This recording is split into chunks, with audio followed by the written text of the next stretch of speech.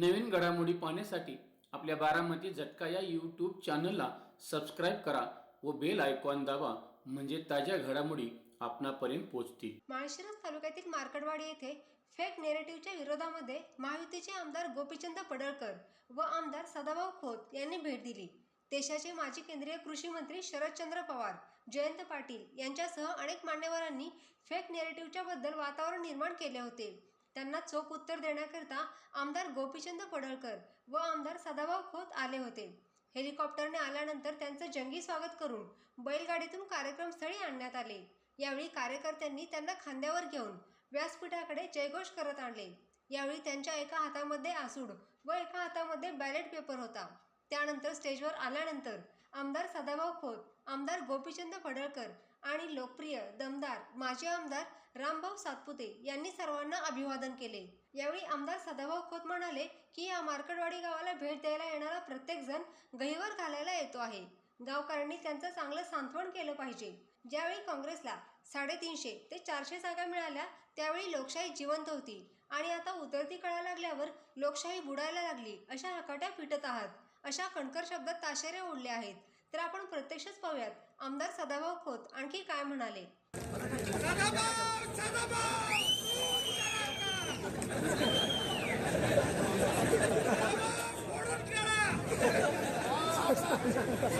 या व्यासपीठावरती उपस्थित असलेले माझे सहकारी बहुजन समाजाचे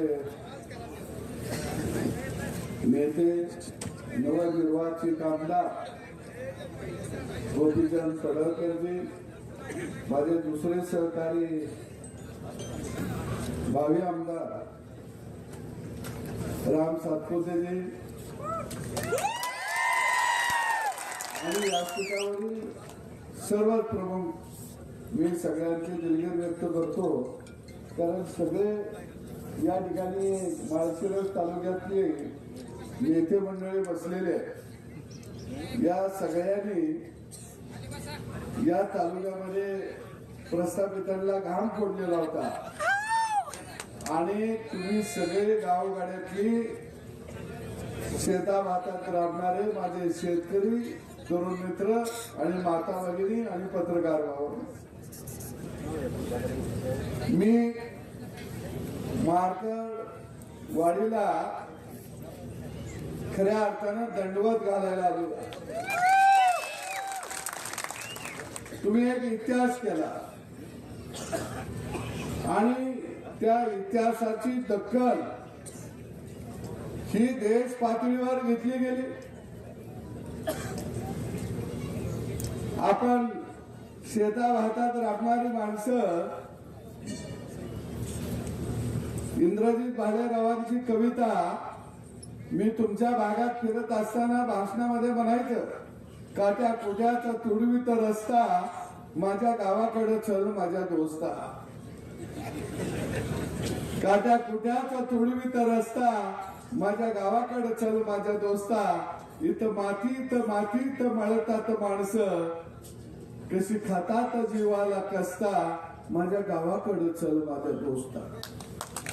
ही कविता आपण म्हणायचं, इंडियातल्या पोरानं गावाकडे यावं, गावातली माणसं कशी उन्हा तानामध्ये राबतात बघावं, ते कशी हाला अपेष्टामध्ये जगतात ते बघावं, त्यांचं खळं कसं लुटलं जातं या आणि त्याच्या हातात एंडो सरपंचा डबा येतो या, ते न बघायला यावं। खळं कोण लुटतं या त्याला कळावं म्हणून गावाला यावं। पण मार्कडवाडी गाव भाग्यवान आहे, खळं लुटणारा गावात आला। केवढं भाग्यवान पडळकर साहेब। आम्ही ह्यांना म्हणायचं, अरे दिवसा ढवळ्या तुझं खळं लुटत या, त्यामुळे तुझ्या बापाच्या अंगावर धडक कपडा येणा झाला या। ते म्हणायचं ते गावल कुठं, पण मार्कडवाडी बादर आहेत, त्याला गुलवत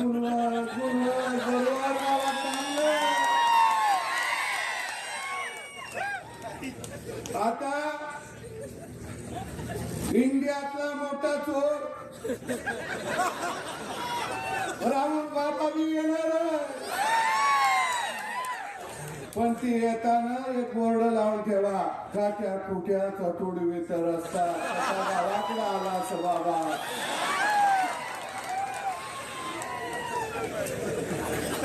म्हणजे राहुल बाबा कुठे जात होत?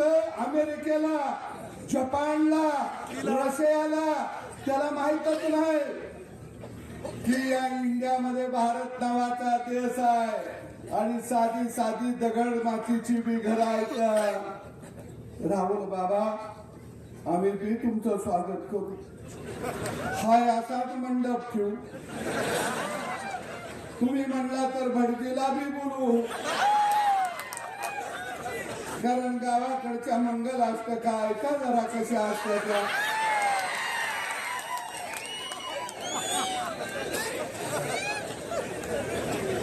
बर त्याचं एक स्वप्न आहे राहुल बाबाचं. मेरी शादी कब होगी? जब मैं पंतप्रधान बनने के बाद होगी. मरकडवाडी गाव उशारा. इथं पडळकर साहेब सांगतील त्यांना बॅलेट पेपरवर निवडणूक घ्यायची. बिचाराचं लगीन झालं पाहिजे. पोलिसांना मी विनंती करतो त्यांना 2 डबं मांडून देते. बॅलेट पेपरवर मतदान होऊन दे, तो गडी निवडून येऊन दे आणि त्याचा शपथविधी इथंच करतो आणि अक्षता बी इथंच टाकतो.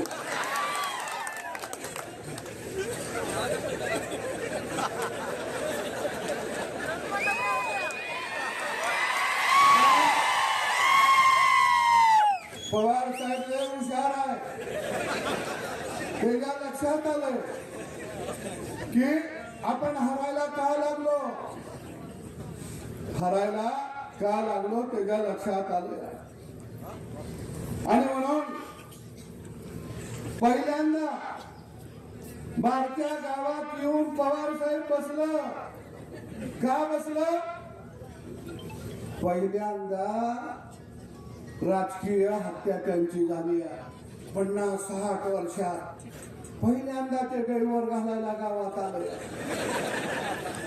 पण त्याला कसं गैरवर घालायचं आपण सांगितलं पाहिजे. आपल्या गावगाड्यात असतो का नाही गैरवर? आता तुला कोण आहे का?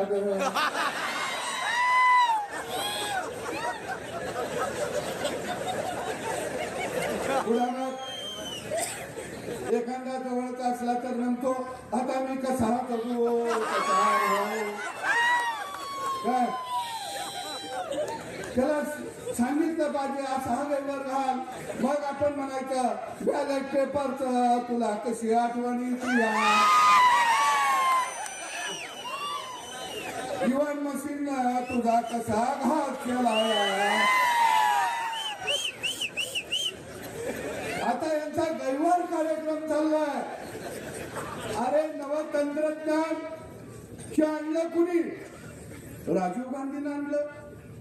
त्यावेळी हे म्हणायचे टीव्ही आम्ही आणला, टेलिफोन आम्ही आणला, लाईटवर रेल्वे आम्ही आणली, पुलं आम्ही आणले, विमान आम्ही आणलं, ईव्हीएम मशीन आम्ही आणलं.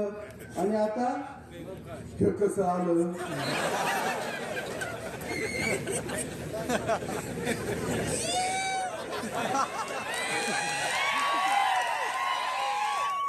मशीन कसं आलं? गोपीचंद पडळकर निवडून आलं. आता हे असं चाललंय काय? तुम्हाला ह्याला बॅलेट पेपर का पाहिजे माहितीये का? बॅलेट पेपरवर मतदान झालं. पोलिंग बूथवर टप्पी हीच मारती. तुम्ही म्हणणार कसं काय? माझ्याकडे चितार आहे. राजेश खन्ना मतदान करतोया आणि त्याला सपोर्ट कोण करतोय? राजीव गांधी आणि सोनिया गांधी.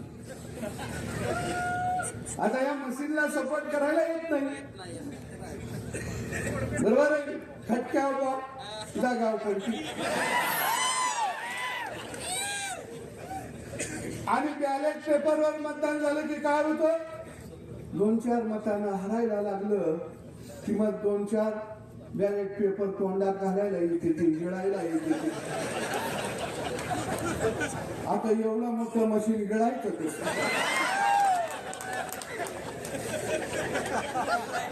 बरोबर आहे. काय पेपर फाडायला येते ते. काय खिशात घातलं आणि आपल्या एखाद्यानं ऑब्जेक्शन घेतलं, त्यानं खिशात घातलं तर गडी पळून जातो या. म्हणून यांना बॅलेट पेपरवर पाहिजे आहे, दुसरं कारण काही नाही. आणि पवार साहेबांना झोप लागला.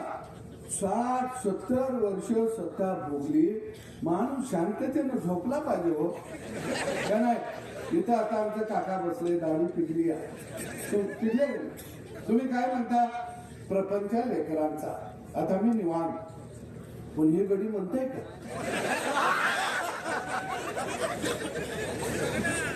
हे लेकरा बाळाचा प्रपंच म्हणायला तयार नाही. ह्यांना सवय लागली सत्ता, माग पुढं पोलीस गाड्या, ह्यांना सवय लागली. अधिकाऱ्यांना तंबी द्यायची सवय लागली. आणि पहिल्यांदा देवाभाऊ नावाचा बाप या महाराष्ट्राच्या नाहीतर तुमच्या लक्षात आलं का, हे कुणाला बोलू देत नाही. कोण ह्यांच्या विरोधात बोलला, रामभाऊ तुम्ही आता आलाय मैदानात, आम्ही 40 वर्ष झालं त्यांच्या समोरच आहे. रामभाऊ एखादा डाव जर पवार साहेबांना टाकला तर काय म्हणतात, पैलवानानं लंगोटा घातला, पैलवानानं ढाकव घेतलं. पवार साहेबांनी आता नवा डाव काढला, लंगोटा आमच्या बाण घातला. यांच्या हातात मी कवा लंगोटा नव्हता, पण दरबारातले उजरे साहेबांनी नवा डाव काढला. अरे गेली 40 वर्ष आम्ही यांचा डाव बघत होतो, पण देवाभाऊ नावाचा वस्ता त्या महाराष्ट्राच्या मातीत आला आणि 12 बटीचा तो पैलवान नव्हता, तुझी भोपळा होता. कुठला पैलवान आला, अरे नव तंत्रज्ञान तुम्ही आणलं, ईव्हीएम मशीन कुणी आणलं, काँग्रेसनं आणलं. 2004 ला त्यावर तुम्ही निवडणुका लढवल्या, केंद्रामध्ये 10 वर्ष सत्ता तुम्ही भोगली, राज्यात 10 वर्ष सत्ता तुम्ही भोगली. आणि आता म्हणायला लागले ईव्हीएम मशीन गडबड करतया. मग तुमची पोरगी निवडून लाखानं आली, तेव्हा ईव्हीएम मशीन चांगलं. रोहित पवार गेल्या वेळी निवडून आलं, ईव्हीएम मशीन चांगलं. गेल्या वेळी 2019 ला तुम्ही सगळे निवडून आला. उद्धव ठाकरेला बिचारायला कळलं नाही, ते मातोश्रीतच बसून होत, त्याला माहीतच नाही बाहेर काय चाललाय खेळ. त्याला दाखवलं गागा मुख्यमंत्री पदाचं, ते बी गेलं. आपल्या गावाकडे नाही का शेळीच्या पुढं मुगार धरल्यावर शेळी पळत सुटली, ते पळालं. पवार साहेब हुशार, त्याला माहित होतं तो गडी आजारी आहे आणि त्यात आला करुणा. पवारांना त्याला सांगितलं तू बाहेर पडशील तर तुझं सगळंच जाईल, पैसा अडका, तू बघत गप्त जपून बस, तुला लागल तेवढं पोच. त्याला केलं चिल्लर पोच आणि पोत्यात मोठा हल्ल्या गेली. ते फसलं, ते बिचारा बाहेरच निघालं नाही. मग उद्धव ठाकरे कशावर निवडून आलं तर ते गडी ईव्हीएम वर, ते चाललं. काँग्रेसचं ईव्हीएमचं गडी चाललं, सरकार बनवलं ते चाललं. लोकसभेला तुम्ही निवडून आला ते चाललं. त्यावेळी काय म्हणले, महाराष्ट्रातल्या जनतेनं ठरवलेला की हे सरकार घालवायचं म्हणून मत दिली. तेव्हा सुद्धा फेक नेरेटिव्ह तुम्ही पसरला. परवा 2 दिवसापूर्वी आकडेवारी आली, आम्हाला 56 लाख मत पडतात। माझ्याकडे ती आकडेवारी आहे। मला वाटतं काय गणित बी भारी आहे। ते म्हणले 2024च्या लोकसभेमध्ये आणि आत्ताच्या विधानसभेमध्ये आम्हाला मत पडली 58 लाख। मग आमचं धाकगडी कसं निवडून आलं? दादाला पडले 56 लाख, 41 कसं निवडून आलं? अरे लोकसभेला भाजपला 1.5 कोटी होती, 9 निवडून आली। तुम्हाला 58 लाख मतं पडली, 8 गडी तुमचं निवडून आलं। मग 1.5 कोटी वाल्याचं 9 येते ते आणि 58 लाख वाल्याचं पवार साहेबाचं 8 गडी निवडून येते ते। तुमचं गडी वाढलं कसं?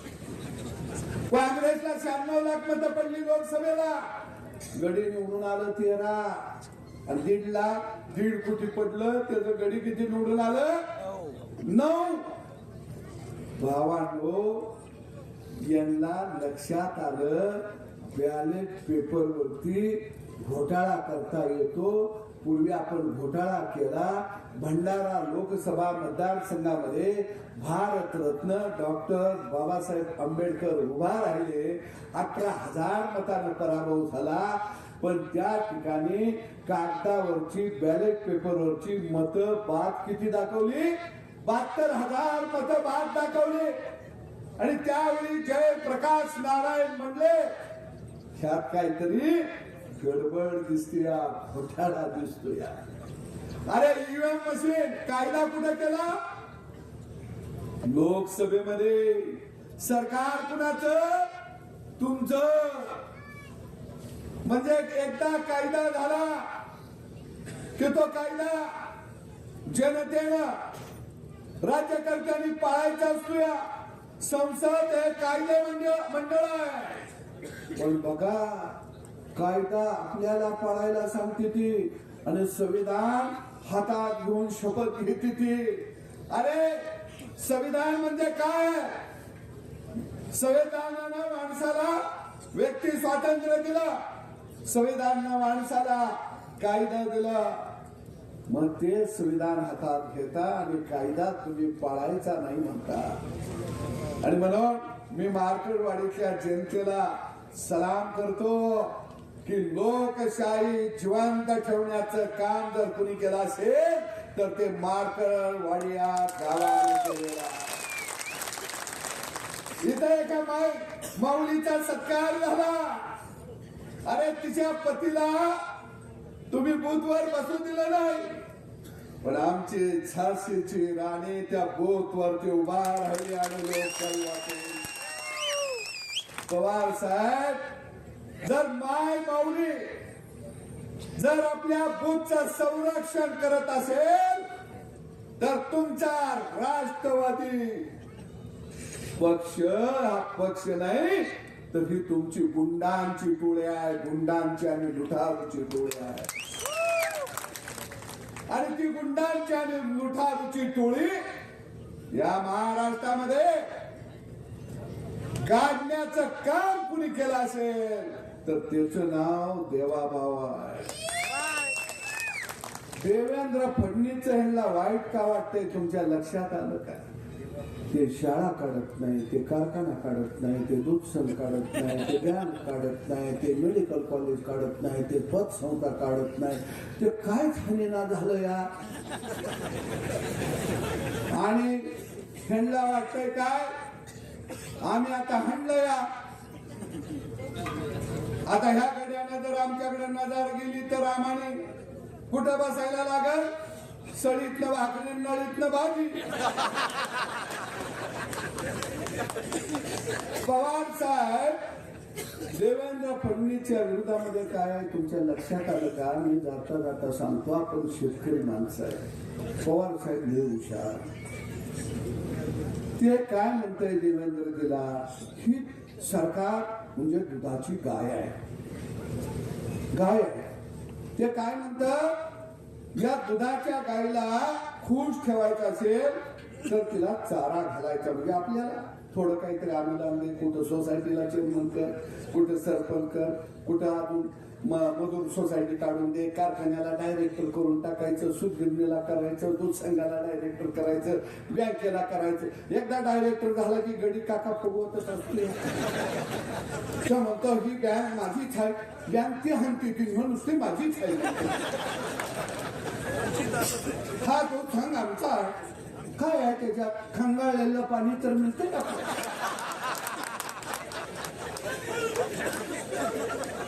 मग ते पवार साहेब म्हणतात त्या गाईला नुसतं असा मुगारा द्यायचं आणि तिचं दूध आपण बसून काढायचं आणि दूध काढलं की वासराला किती द्यायचं, मी मगाशी म्हणलं तसं, त्याला अर्ध थान द्यायचं.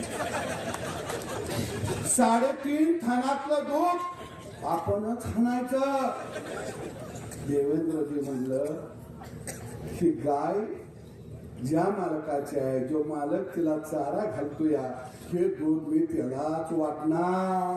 पवार म्हणलं हे दूध मालकाला वाटणार असतील तर आम्ही गाय पशी ठेंगड घेऊन बसणार, तुला कास जवळ येऊ देणार नाही.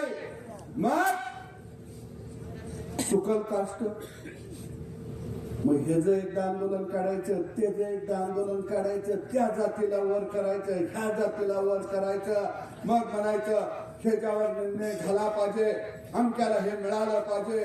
मग 60 वर्ष तुम्ही काय करत होता, पीठ मागत होता गावागावात. पण महाराष्ट्रातल्या गावगाड्यातल्या शेतकऱ्यानं, शेतमजुरानं, माय माऊलीनं पवारांना सांगितलं इडा पिडा करणार आहे आणि देवा भाऊचं राज्य येणार. ही इडा पवार नावाची साथी असणार, 7.5 कुणी घालवली, पवारांना कळलंच नाही. माय माऊलीनं दणका दिला, तिला काय, तिला कळलं किंवा गडी आला की आपला मसल वाटा झाला. बरोबर आहे की नाही? तिला कळलं बटन दाबतवे नवरा, इलेक्ट्रिक मोटार चालू होत्या, वावर पाणी पेतया, नवरा गाय म्हशीला चारा काढतोया. नाही पहिला नवरा काय म्हणायचा, लय उशीर मोटार चालली तर लय बिल आलं तर सगळा ऊसच लाईट बिलाला जाईल. आता बायको नवऱ्याला सांगते अरे आपल्याला लाईट फुकट आहे, बटन दाब आणि धार काढायला म्हशीकडे बस. काय काळजी,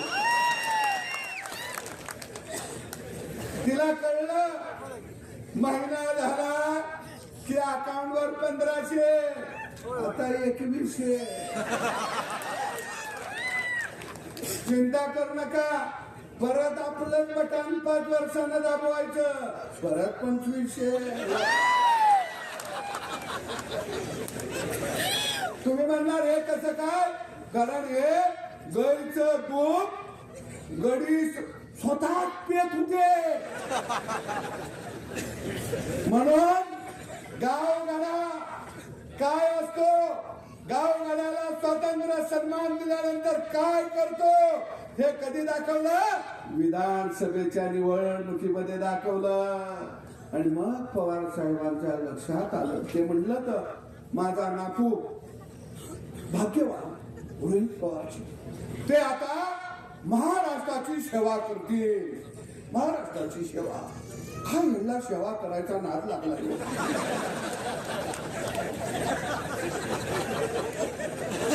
हे काय गाय म्हशीला धुयाची सेवा करतील म्हणत नाही, ते रानात ऊसाला पाणी पाजतील ही सेवा करायची म्हणत नाही. महाराष्ट्राची सेवा, अख्खं घर तुमचा बी तालुका कसा, लेकरू जन्माला आलं की ती सेवेलाच येत,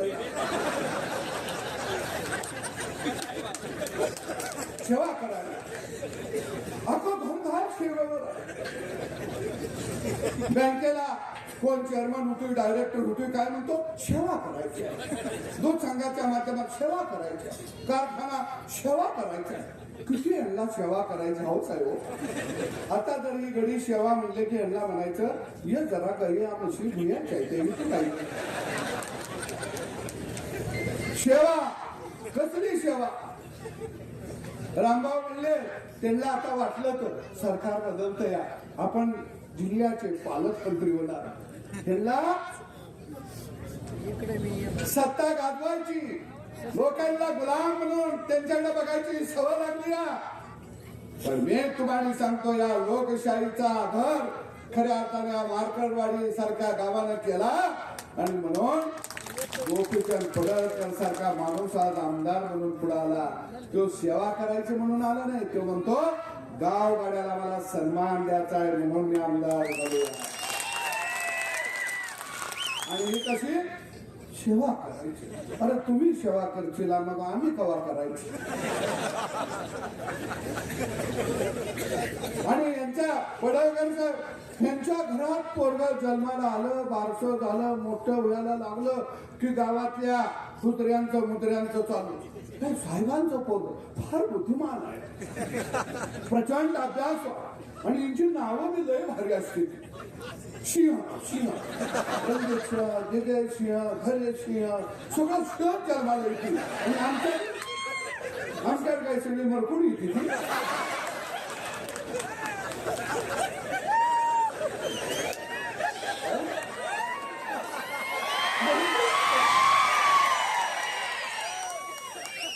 आणि पडळकर साहेब लय भारी गडी आहे. आता सरकार आपलं आलंय, आता साहेबाकडे जॅकेट घालून हे करून जाणार.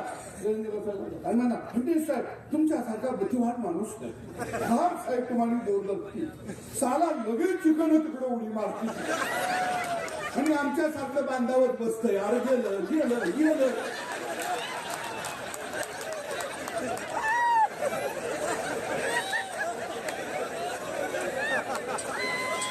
आणि मग आम्ही आपला बोर्ड झगाटतोया आणि घरला येतोया. बायको म्हणते काय झालं, मग आम्ही म्हणतो शिंगा चालला. आणि लाजत नाही बरं का. आणि पुन्हा पाठिंबा कसा दिला म्हणते ती, आम्ही महाराष्ट्राच्या विकासाला पाठिंबा दिलेला. वा पट्यानू. पण काही असू दे, मरकरवाडीला परत धन्यवाद करतो. घडी धावत पळत आला तुमच्याकडे. कसा का असं पण बघायला मिळाला.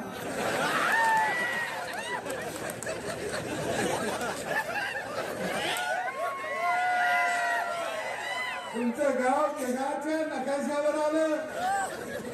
आणि आता सगळे बोलायला लागले मार्कडवाडी पॅटर्न. काय भारी काम आहे.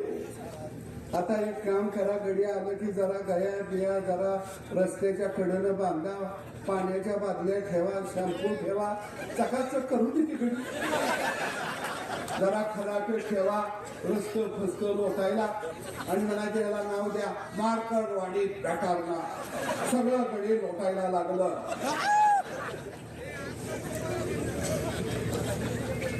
अरे जसा उजाडाला घुबड भेट, घुबडाला सूर्योदय चालत नाही, तसं नवतंत्रज्ञान म्हणजे हा सूर्योदय आहे.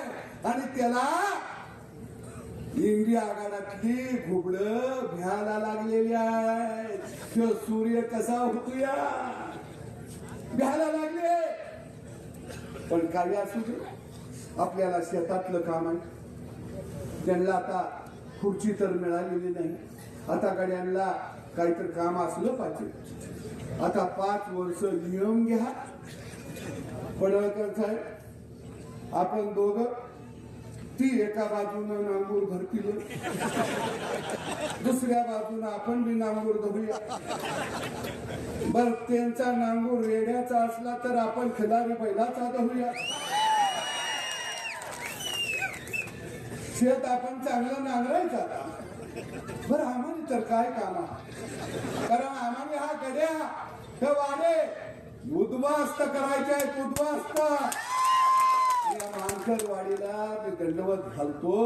माझ्या सारख्या फाटक्या माणसाला सुद्धा मताचं लीड या गावाला दिलं.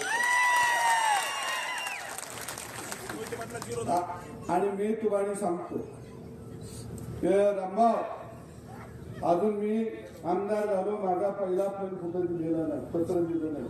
पहिल्या फंडाचं काय करायचं सांगा. पहिलं पत्र मी मार्करवाडीच्या विकासाला,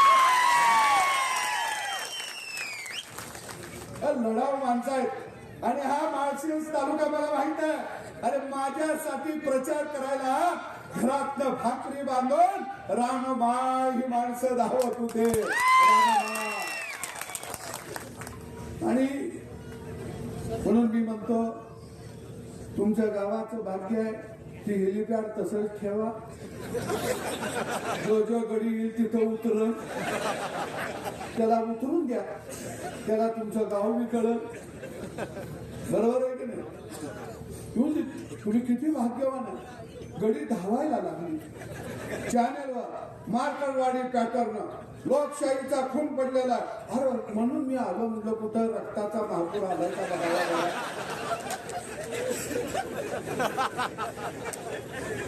कारण मग मला रक्तदान करायला ती माणसं जरा मागं पुढं करतील म्हणतो. इथं दोन चार बॅरेल भरा होतो. अरे लोकशाही कशी मी तुम्हाला जाता जाता सांगतो. अरे ज्यावेळी काँग्रेसला या राज्यामध्ये देशामध्ये 5वी बहुमत मिळालं, 400 जागा 350 जागा, त्यावेळी लोकशाही जिवंत होती. अरे काँग्रेसला ज्यावेळी या देशामध्ये आणीबाणी लावली, खटले न चालवता अनेक लोकांना तुरुंगात टाकलं, त्यावेळी लोकशाही जिवंत होती. दुसऱ्या बाजूला लोकसंख्या नियंत्रणात आणायची म्हणून गावागावात जाऊन जबरदस्तीनं तुम्ही नसबंदी करत होता, तेव्हा लोकशाही जिवंत होती. अरे देशातल्या सगळ्या योजना, विमानतळ, चौक ह्याला काँग्रेसच्या नेत्यांची नावं देत होता की लोकशाही जिवंत होती. आणि आता तुम्हाला उतरता कळा लागल्याबरोबर लोकशाही बुडायला लागली अशा हकाट्या करता. अरे शाळेला नावं कुणाची, कारखान्याला नावं कुणाची, दूध संघाला नावं कुणाची, रस्त्याला नावं कुणाची, चौकाला नावं कुणाची. म्हणजे तुम्ही डायरेक्ट ब्रह्मदेवाच्या अंगठ्यात खाली येत होता. सामान्य माणसाचं नाव एखाद्या चौकाला नाही आलं, एखाद्या विमानतळाला लढणाऱ्या, देशाला स्वातंत्र्य देणाऱ्या माणसाचं नाव नाही आलं. अरे तुम्ही लोकशाही ही वेठ बिघार बनवलेले होते, लोकशाहीला तुम्ही गुलाम बनवलेलं होतं आणि या लोकशाहीला मुक्त करण्याचं काम या देशामध्ये आदरणीय नरेंद्र मोदी यांनी केला. आणि म्हणून मी जाता जाता सांगतो, मशीन चा जो कालवा चाललाय, ह्या कालव्याला काहीतरी नाव द्यावं लागेल. गावात एखादं गेलं तर पै पाहुणं लेकी बाळी जमून देवर घालते त्या. तसा मला तर एवढा आनंद वाटायला लागला. सत्ता नावाची रक्त पिपासू व्यवस्था यांच्या समोर आता मरून पडली. पण मला खरंच वाटत नव्हतं या डोळा पवार साहेब सारखा माणूस सुद्धा मेलेल्या, आयुष्यभर भोगलेल्या सत्तेच्या जवळ येऊन गैवर घालून घडायला लागत. म्हणून इथं जी येत आहेत ती सगळी गैवर घालायला येत आहेत. मार्करवाडीतल्या मी जनतेला आव्हान करत, कारण एखादं जर गैवर घालत असलं तर आपण त्याचं साठवण करायचं असतं. ते गैवर घालायला लागलं तर म्हणायचं असं करू नको, मी आहे तुझ्या बरोबर, तू म्हणतोय ते खरं, पुढच्या वेळी बदल करूया आपण, अजिबात काळजी घेऊ करू नका. हे चुकीचं झालं, हे मरायला नाही पाहिजे होतं. कारण गैवर घातला की आपण साठवण करतो का? कारण रटणारा एखादा म्हणतो का आता मी कसा राहू, कुणाकडे बघून जगू, मग म्हणायचं माझ्याकडे बघून जगू. आता दुपारी नाना पटोल्यांचा गैवर आहे, पण तुम्ही गैवर घालायला जेवण खाऊन या, नाहीतर बिन जेवणाचं इच्छेला आणि उपाशी तुम्हानीच मारतील. खाऊन पिऊन या. आणि राहुल गांधी जर आलंच गैवर घालायला, तो तर अख्ख्या देशाचा गैवर घालायला येणार. त्यावेळी रामभाऊ मला आणि गोपीचंदला निमंत्रण द्या, कारण सातवण करायला आम्हाला बी यावं लागेल. आम्ही येतो. आणि नेते आम्ही कुठले येतो माहितीये का सर? आम्ही पंढरीच्या पांडुरंगाकडे जातो, कारण हे दुःख हलकं झालं पाहिजे. अरे गेली 7 वर्ष तुम्ही गावगाड्याला लुटलं, गावाचं खळं लुटलं. त्या गावगाड्यानं तुमचं थडगं बांधलं आणि त्या थडग्यावरती श्रद्धांजली जर कोणत्या गावानं पहिल्यांदा व्हायली असेल तर त्या गावाचं नाव आहे मार्कड. धन्यवाद.